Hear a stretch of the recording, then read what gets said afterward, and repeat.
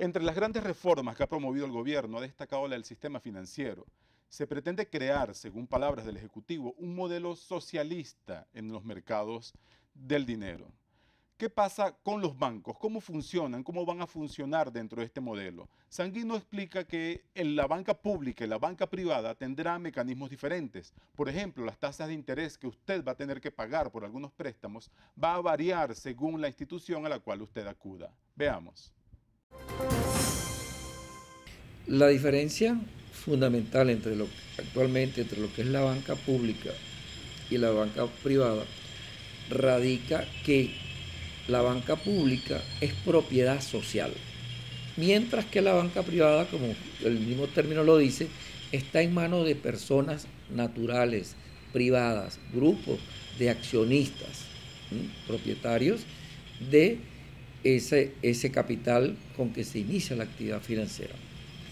En la banca privada, la intermediación se orienta fundamentalmente al financiamiento de actividades productivas, de bienes, de servicios, etcétera, de propiedad privada, es decir, empresas privadas, fundamentalmente. En el caso de la banca pública, el financiamiento es fundamentalmente social. Se financian empresas de producción social, se financian empresas cooperativas, se van a financiar actividades productivas de los consejos comunales, de las comunas.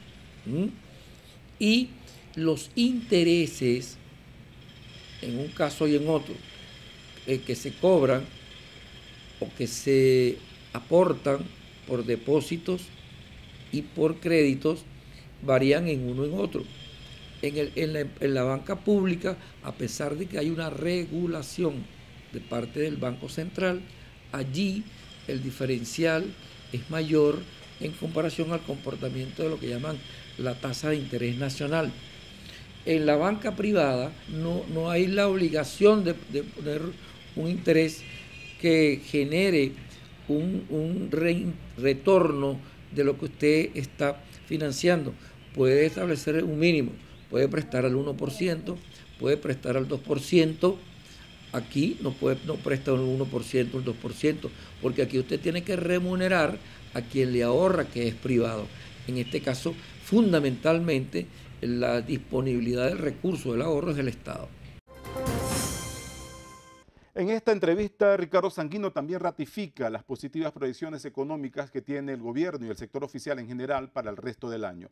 Él insiste en que Venezuela crecerá por encima de 4%. Veamos. Vamos a elevar el crecimiento económico muy superior a lo que establece en nuestro presupuesto.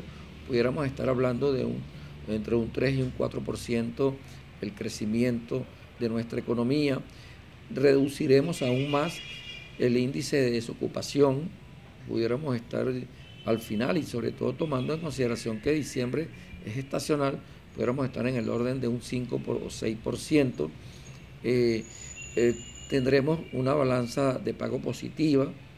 La inflación allí, en los parámetros establecidos en nuestro presupuesto del 2011, entre un 20 y un 24%.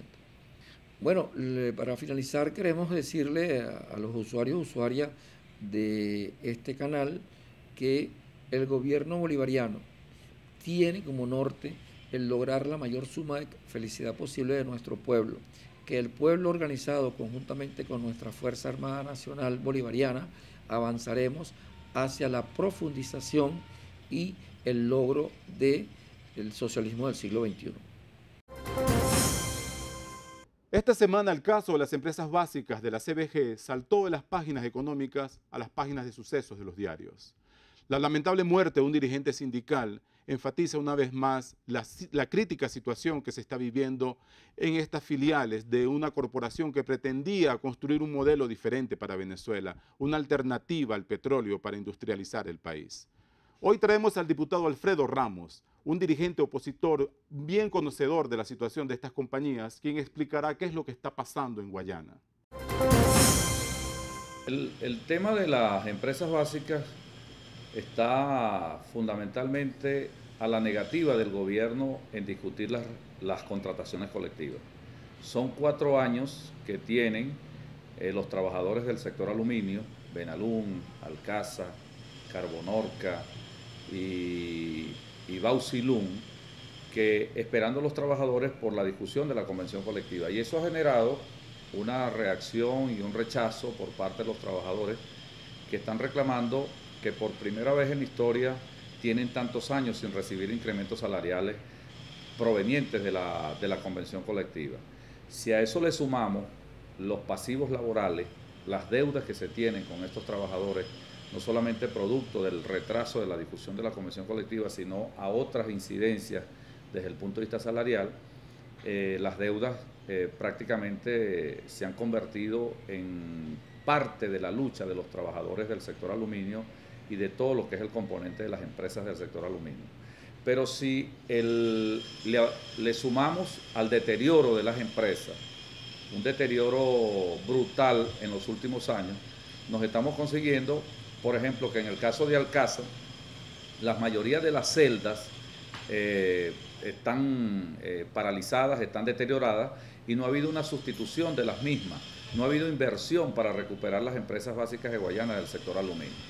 De igual manera ocurre con Bauxilum, y una de las empresas más rentables que existía del sector aluminio era Benalún, y resulta que también el saldo por parte de esta empresa es un saldo rojo.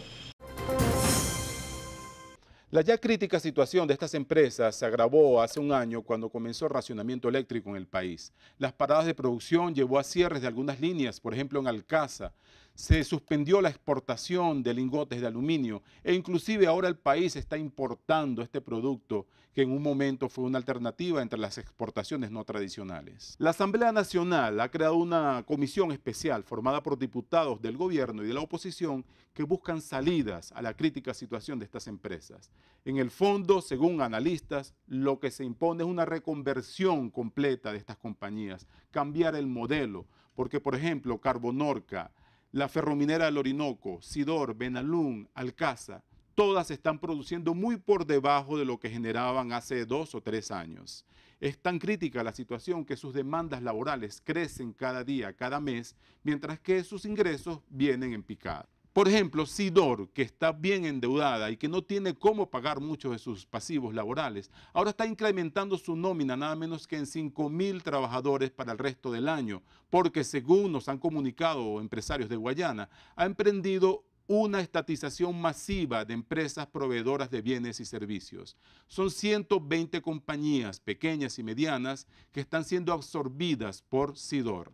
Los empresarios afirman que no hay garantías de que les paguen el valor de estos activos y ni siquiera los están dejando sacar maquinarias y equipos. Esta situación también complicará el cuadro en una región que ha vivido una recesión seria en los últimos años y que ha dejado a miles de trabajadores en la calle o con sus salarios recortados. Vamos a un breve corte comercial y enseguida volvemos con más de El Mundo, Economía y Negocios.